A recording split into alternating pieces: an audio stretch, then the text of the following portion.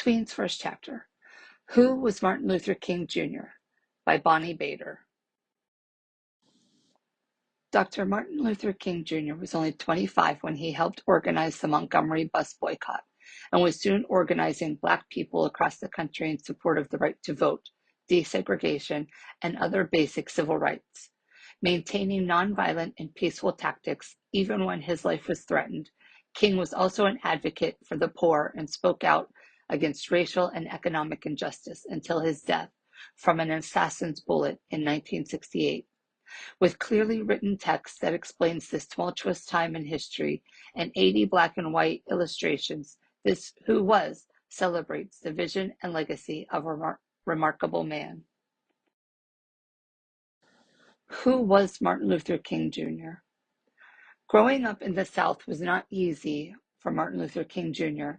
He was born in 1929 when Black people were treated very differently than white people. One day, Martin's father took his young son to buy a pair of shoes. The store was empty, but the white shopkeeper told them that they would have to wait in the back of the store. Martin's father got very angry. Why did they have to sit in the back of the store?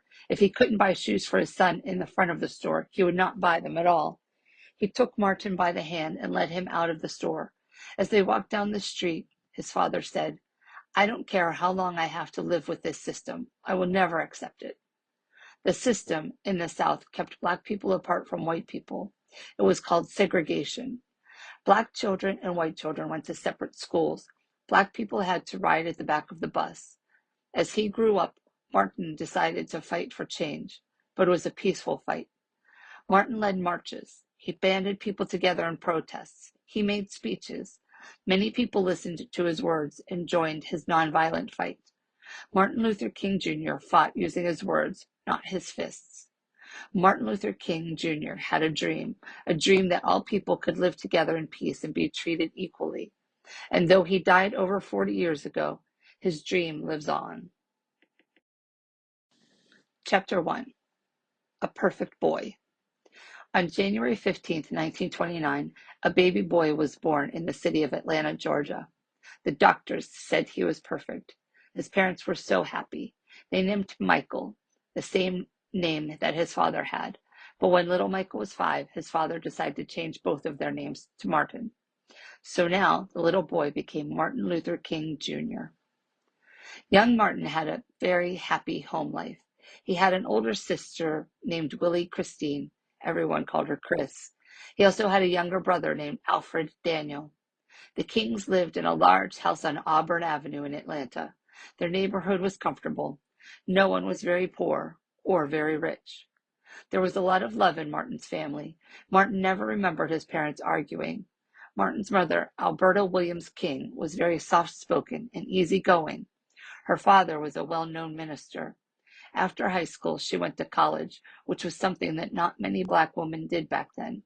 Alberta had a warm personality, and Martin always found it very easy to talk to her. Martin's father, Martin Sr., was a large man in many ways. He weighed about 220 pounds and was filled with self-confidence. Martin Jr. admired his father very much. His father's family was very poor and lived in a run-down shack. They were sharecroppers. A sharecropper is a farmer who does not own his own land. Instead, he works on another farmer's land and gets some of the crops for himself. Martin's father worked hard to get his high school and college diplomas. After college, he became a minister of the Ebenezer Baptist Church in Atlanta. The Ebenezer Baptist Church was like a second home to Martin. He sang in the church choir. He went to Sunday school and made many friends. It was there that Martin learned to get along with all kinds of people, kids as well as teachers. One of Martin's good friends was white. The boys had known each other since they were 3 years old. The boy didn't live near Martin, but his father owned a store across the street from the King home. Martin and the boy were always together, but when they turned 6, they started school. Martin went to a school for Black children. The boy went to a school for white children. One day, the boy's father told his son that he could no longer play with Martin. Martin ran home and cried to his mother. It was the end of the friendship. That night at dinner, the family had a long talk. This was the first time that Martin realized how many white people felt about Black people. Even so, his parents told Martin not to hate white people. It was his duty as a Christian to love everyone. Martin's mother told him that he should always keep a sense of somebodyness, that he was important, even though the outside world was telling him he was not. As Martin Luther King Jr. grew up, he became more and more aware of the problems facing Black people, especially in the South. Everywhere he looked, there were whites only signs. Blacks could not go into many hotels, restaurants, and stores. Blacks could not even drink out of the same water fountains as whites. In many cities, Blacks had to ride in the back of the bus. If they tried to sit in the front, they were thrown in jail. And if Black people wanted to go to a movie theater, they had to sit way up in the balcony. These rules were called Jim Crow laws, and they made Martin very angry. Jim Crow laws. The term Jim Crow was started around 1830 by a minstrel performer. Minstrel performers were entertainers who traveled around the North and South putting on shows. They were most popular before and after the U.S. Civil War. In one show, a white singer blackened his face with charcoal to look like a Black person.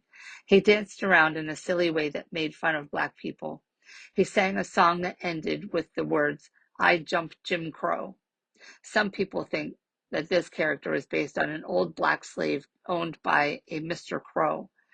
By the 1850s, the Jim Crow character showed up in many minstrel shows.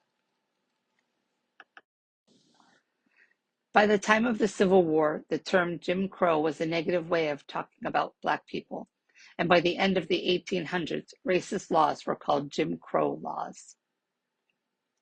In high school, Martin had to take a long bus ride to and from school. He always walked to the back where the other Black people sat.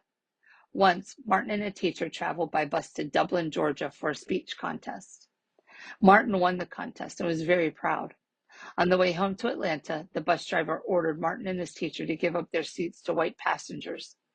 When they did not move right away, the bus driver became angry. It was the law, after all. They ended up standing in the aisle for the 90-mile ride. But Martin told himself, one of these days, I'm going to put my body up there where my mind is. He knew that one day he would have a seat up front.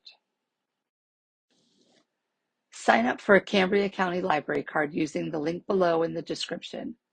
This book is also available on Libby.